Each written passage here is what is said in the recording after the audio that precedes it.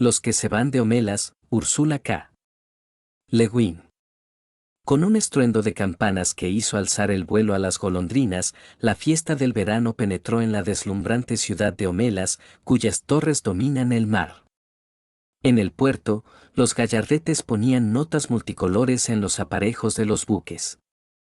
En las calles, entre las casas de tejados rojos y paredes encaladas, entre los tupidos jardines y en las avenidas flanqueadas de árboles, ante los enormes parques y los edificios públicos, avanzaban las procesiones. Algunas eran solemnes, ancianos vestidos con ropas grises y malvas, maestros artesanos de rostros graves, mujeres sonrientes pero dignas, llevando en brazos a sus chiquillos y charlando mientras avanzaban. En otras calles, el ritmo de la música era más rápido, un estruendo de tambores y de platillos, y la gente bailaba, toda la procesión no era más que un enorme baile. Los chiquillos saltaban por todos lados, y sus agudos gritos se elevaban como el vuelo de las golondrinas por encima de la música y de los cantos. Todas las procesiones avanzaban ascendiendo hacia la parte norte de la ciudad, hacia la gran pradera llamada Verdecampo, donde chicos y chicas, desnudos bajo el sol, con los pies, las piernas y los ágiles brazos cubiertos de barro, ejercitaban a sus caballos antes de la carrera. Los caballos no llevaban ningún arreo, excepto un cabestro sin freno. Sus crines estaban adornadas con lazos de color plateado, verde y oro. Dilataban sus hollares, piafaban y se pavoneaban, se mostraban muy excitados, ya que el caballo es el único animal que ha hecho suyas nuestras ceremonias. En la lejanía, al norte y al oeste, se elevaban las montañas, rodeando a medias Homelas con su inmenso abrazo. El aire matutino era tan puro que la nieve que coronaba aún las 18 montañas brillaba con un fuego blanco y oro bajo la luz del sol, ornada por el profundo azul del cielo. Había exactamente el viento preciso para hacer ondear y chasquear de tanto en tanto los gallardetes que limitaban el terreno donde iba a desarrollarse la carrera.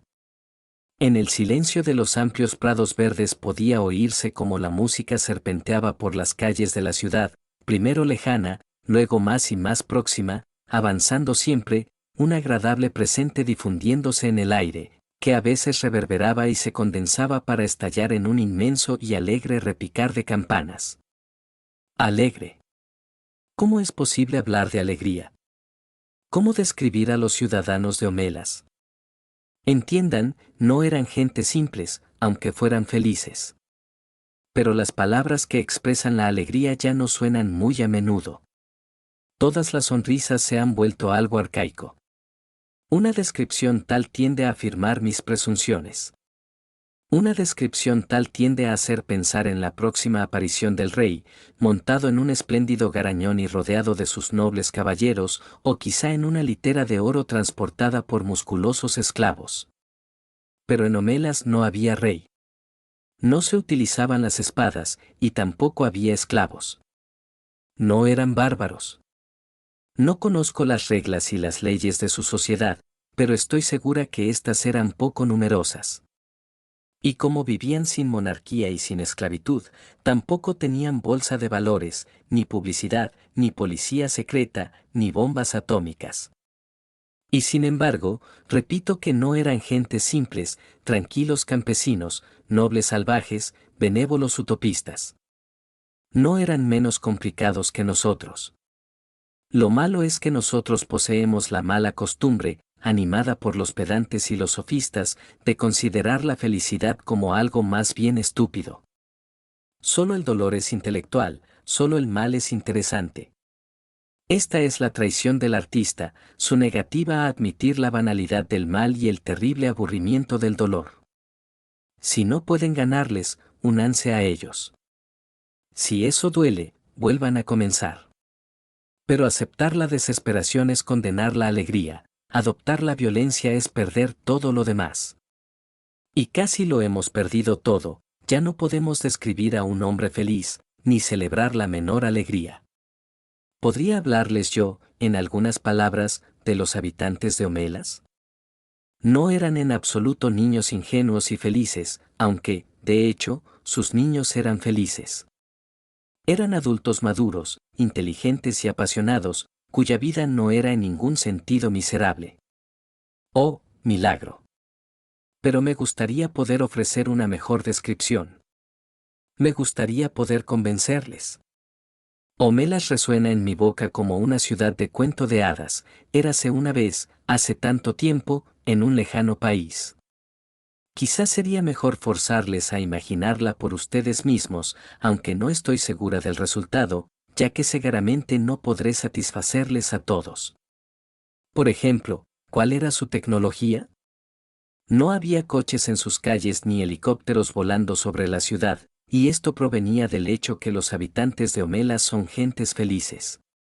La felicidad se funda en un justo discernimiento entre lo que es necesario, lo que no es ni necesario ni nocivo, y lo que es nocivo. Si se considera la segunda categoría, la de lo que no es ni necesario ni nocivo, la del confort, el lujo, la exuberancia, etc., podían tener perfectamente calefacción central, ferrocarril subterráneo, lavadoras, y toda esa clase de maravillosos aparatos que aquí aún no hemos inventado, lámparas flotantes, otra fuente de energía distinta al petróleo, un remedio contra el resfriado. Quizá no tuvieran nada de todo eso, es algo que no tiene la menor importancia. Ustedes mismos. Yo me inclino a creer que los habitantes de las ciudades vecinas llegaron a Homelas durante los días que precedieron a la fiesta, en pequeños trenes rápidos y en tranvías de 2 pisos, y que la estación de Homelas es el edificio más hermoso de la ciudad, aunque su arquitectura sea más sencilla que la del magnífico mercado del campo. Pero pese a esos trenes, me temo que Homelas no les parezca una ciudad agradable. Sonrisas, campanas, paradas, caballos, va. Entonces, añádanle una orgía. Si les parece útil añadirle una orgía, no vacilen. Sin embargo, no nos dejemos arrastrar hasta instalar en ella templos de donde surgen magníficos sacerdotes y sacerdotisas enteramente desnudos, ya casi en éxtasis y dispuestos a copular con cualquiera, hombre o mujer, amante o extranjero, deseando la unión con la divinidad de la sangre, aunque esta fuera mi primera idea. Pero, realmente, será mejor no tener templos en Homelas, al menos no templos materiales. Religión sí, clero no. Esas hermosas personas desnudas pueden sin duda contentarse con pasear por la ciudad, ofreciéndose como soplos divinos al apetito de los hambrientos y al placer de la carne. Dejémosles unirse a las procesiones. Dejemos que los tambores resuenen por encima de las parejas copulando, dejemos los platillos proclamar la gloria del deseo, y este no es un extremo que haya que olvidar los hijos nacidos de tales deliciosos rituales sean amados y educados por toda la comunidad. Una cosa que sé que no existe en Homelas es el crimen. ¿Pero podría ser de otro modo? Al principio pensaba que no existían las drogas, pero esta es una actitud puritana. Para aquellos que lo desean, el insistente y difuso dulzor del droz puede perfumar las calles de la ciudad, el droz que primero aporta al cuerpo y a la mente una gran claridad y una increíble ligereza, y luego, tras algunas horas, una ensoñadora languidez, y finalmente maravillosas visiones del verdadero arcano y de los más grandes secretos del universo, al tiempo que excita los placeres del sexo más allá de toda imaginación, y no crea hábito. Para aquellos que tienen gustos más modestos, imagino que debe existir la cerveza. ¿Qué otra cosa puede hallarse en la radiante ciudad? El sentido de la victoria, por supuesto, la celebración del valor. Pero, puesto que no tenemos clérigos, no tengamos tampoco soldados. La alegría que nace de una victoria carnicera no es una alegría sana, no le convendría aquí, está llena de horror y no posee ningún interés. Un placer generoso e ilimitado, un triunfo magnánimo experimentado no contra algún enemigo exterior, sino en comunión con lo más justo y más hermoso que hay en la mente de todos los hombres, y con el esplendor del verano dominando el mundo, eso es lo que hincha el corazón de los habitantes de Homelas, y la victoria que celebran es la victoria de la vida.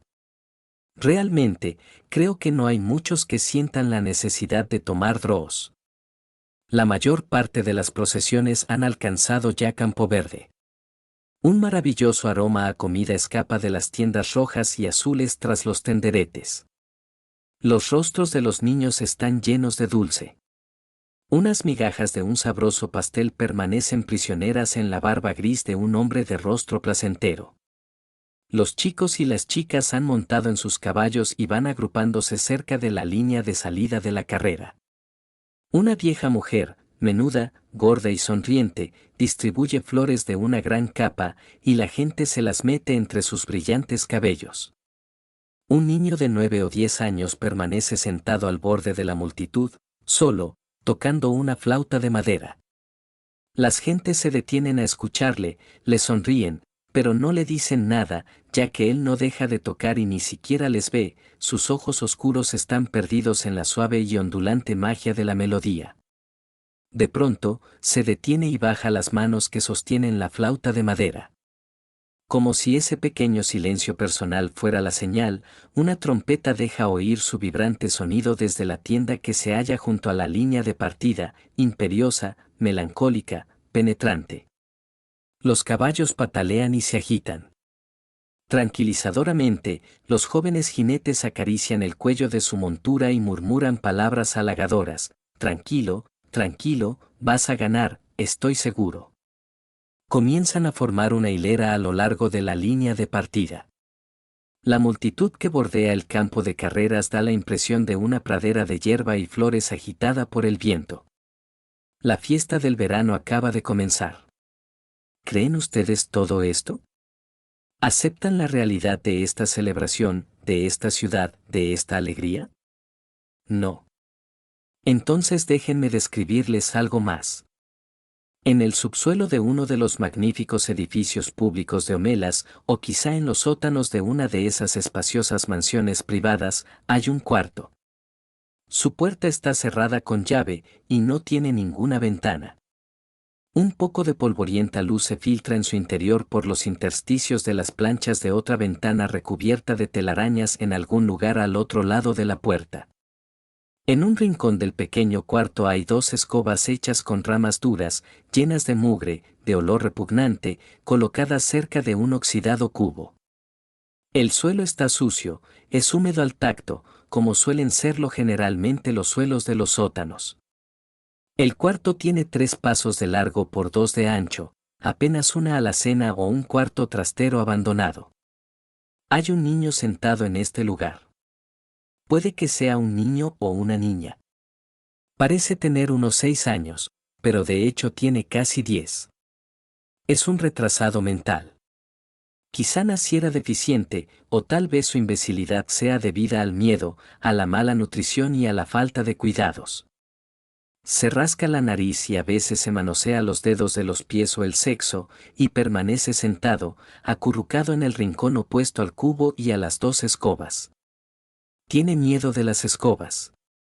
Las encuentra horribles. Cierra los ojos, pero sabe que las escobas siguen estando allá, y la puerta está cerrada con llave, y nadie vendrá. La puerta permanece siempre cerrada, y nadie viene nunca, excepto algunas veces. El niño no tiene la menor noción del paso del tiempo, algunas veces en que la puerta chirría horriblemente y se abre, y una persona, o varias personas, aparecen. Una de ellas entra a veces y golpea al niño para que se levante. Las demás no se le acercan nunca, pero miran al interior del cuarto con ojos de horror y de disgusto. La escudilla y la jarra son llenados apresuradamente, la puerta vuelve a cerrarse con llave, los ojos desaparecen. Las gentes que permanecen en la puerta no dicen nunca nada, pero el niño, que no siempre ha vivido en aquel cuarto y puede recordar la luz del sol y la voz de su madre, habla algunas veces. Seré bueno, dice. Por favor, déjenme salir. Seré bueno. Ellos no contestan nunca. Antes, por la noche, el niño gritaba pidiendo ayuda y lloraba mucho, pero ahora no hace más que gemir suavemente, mhmmja, mhmmja, y habla menos cada vez. Está tan delgado que sus piernas son puros huesos y su vientre una enorme protuberancia, vive de medio bol de harina y manteca al día. Está desnudo. Sus muslos y sus posaderas no son más que una masa de infectas úlceras, y permanece constantemente sentado sobre sus propios excrementos. Todos saben que está allá, todos los habitantes de Homelas.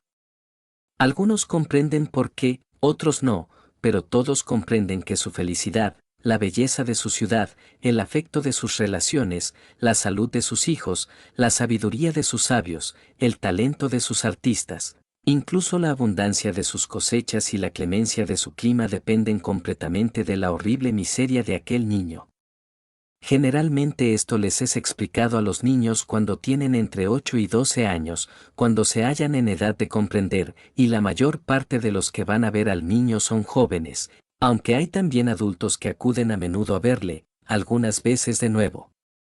No importa el modo como les haya sido explicado, esos jóvenes espectadores se muestran siempre impresionados y disgustados por lo que ven. Sienten el desaliento, al que siempre se habían creído superiores. Sienten la cólera, el ultraje, la impotencia, pese a todas las explicaciones. Les gustaría hacer algo por el niño. Pero no hay nada que puedan hacer. Si el niño fuera conducido a la luz del sol, fuera de aquel abominable lugar, si fuera lavado y alimentado y reconfortado, sería sin la menor duda una gran cosa, pero si se hiciera esto, toda la prosperidad, la belleza y la alegría de Homelas serían destruidas a la siguiente hora. Esas son las condiciones.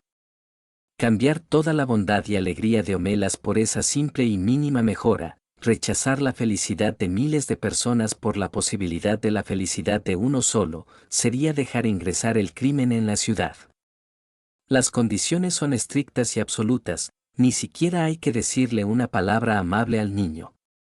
A menudo los jóvenes entran llorando en sus casas, o inundados de una contenida rabia, cuando han visto al niño y afrontado aquella terrible paradoja. Pueden irla asimilando durante semanas o incluso años. Pero con el tiempo empiezan a darse cuenta que, incluso si el niño fuera liberado, no obtendría gran cosa de su libertad, un pequeño y vago placer de calor y alimento, por supuesto, pero no mucho más. Es demasiado deficiente y estúpido como para conocer la menor alegría real. Ha vivido durante demasiado tiempo en el miedo para verse alguna vez liberado de él. Sus costumbres son demasiado salvajes para que pueda reaccionar ante un trato humano. De hecho, tras tanto tiempo, se sentiría indudablemente desgraciado sin paredes que le protegieran, sin tinieblas para sus ojos, sin excrementos sobre los que sentarse. Sus lágrimas ante tan cruel injusticia se secan cuando empiezan a percibir y a aceptar la terrible justicia de la realidad. Y sin embargo son sus lágrimas y su cólera, su tentativa de generosidad y el reconocimiento de su impotencia, lo que tal vez constituya la auténtica fuente del esplendor de sus vidas. Entre ellos no existe la felicidad insípida e irresponsable. Saben que ellos mismos, al igual que el niño, no son tampoco libres. Conocen la compasión. Es la existencia del niño, y su conocimiento de tal existencia, lo que hace posible la nobleza de su arquitectura, la fuerza de su música, la grandiosidad de su ciencia. Es a causa de este niño que son tan considerados con sus propios hijos.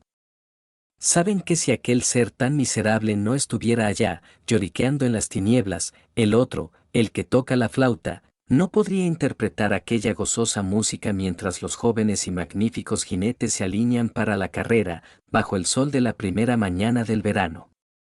¿Creen ahora en ellos? ¿No les parecen mucho más reales? Pero aún queda algo por decir, y esto es casi increíble.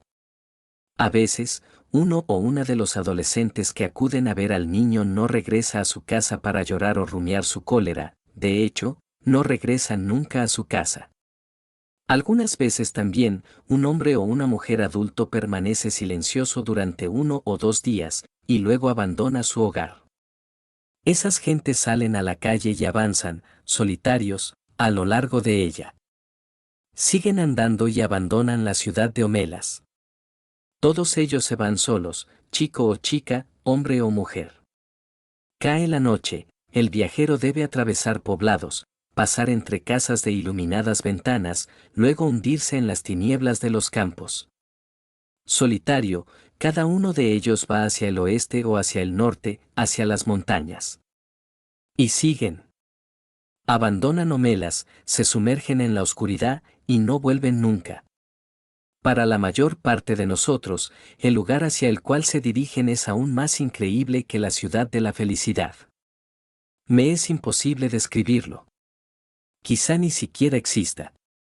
Pero, sin embargo, todos los que se van de Omelas parecen saber muy bien hacia dónde van. Ursula K. Le Guin, Estados Unidos, 1929 a 2018, fue una de las escritoras de ciencia ficción más destacadas de la narrativa norteamericana. Este es uno de sus cuentos más populares y comentados, ya que plantea una importante reflexión moral al mostrar las luces y sombras de la humanidad. El narrador describe el pueblo de Omelas en un día de fiesta. Es una sociedad ideal, sin gobernantes, ni fanatismos, guerras o conflictos. Los ciudadanos gozan de abundancia, coexisten en paz y tienen la sabiduría suficiente para vivir con lo que necesitan. Sin embargo, tras la fachada de felicidad se esconde un profundo secreto. Para que toda aquella bonanza exista, un niño con retraso mental debe sufrir encierro en completa soledad y en las peores condiciones posibles. En 1973 Le Guin escribió este texto inspirándose en teorías filosóficas que plantean el bien de la mayoría a costa del sufrimiento de un solo individuo. Así, surgen preguntas sobre la equidad y justicia de una sociedad que permite aquello. Los habitantes conocen la existencia del niño. De hecho, van a visitarlo y entienden que para que su mundo funcione, él debe sacrificarse. La mayoría acepta esta realidad y aprende a lidiar con la culpa, pero el cuento está enfocado en todos aquellos que no son capaces de hacerlo. Son los que no pueden permitir que alguien sufra, mientras ellos gozan.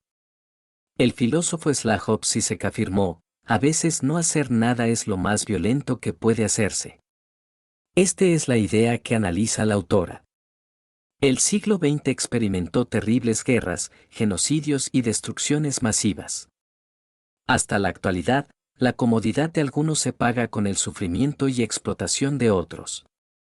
De este modo, el cuento interpela al lector y le permite decidir de qué lado quiere estar, ¿es preferible la felicidad propia o la justicia social?